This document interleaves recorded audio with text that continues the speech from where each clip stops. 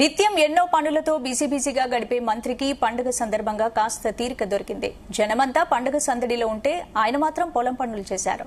సొంతూరు ఆగర్తిపాలెంలో ఉదయాన్నే పొలానికి వెళ్లి సామాన్య రైతుల మందు పిచికారీ చేశారు. భుజాన మందు డబ్బాతో పొలంలో మందు పిచికారీ చేస్తున్న మంత్రి వీడియో ప్రస్తుతం సోషల్ మీడియాలో వైరల్ అయింది.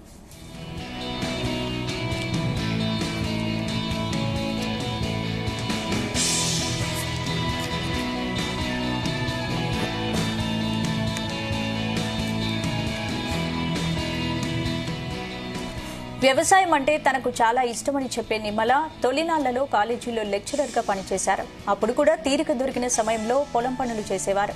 ఓవైపు లెక్చరర్ గా విద్యార్థులకు పాఠాలు చెప్తూనే వ్యవసాయం చేసి ఎకరాకు 55 బస్తాల దిగుబడి తీశానని మంత్రి చెప్పారు.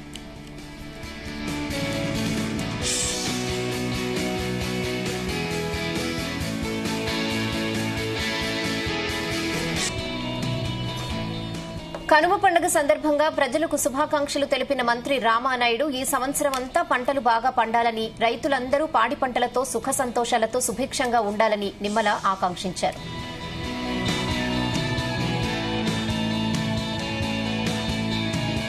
సంక్రాంతి అంటే హరిదాసు కీర్తనలు, గంగరెద్దుల సన్నాయిలు, బొమ్మల కొలువులు, కమ్మనైన పిండి వంటలు, పల్లె వాతావరణం, వీటన్నిటితో పాటుగా అత్యంత ముఖ్యమైనటువంటిది రైతు.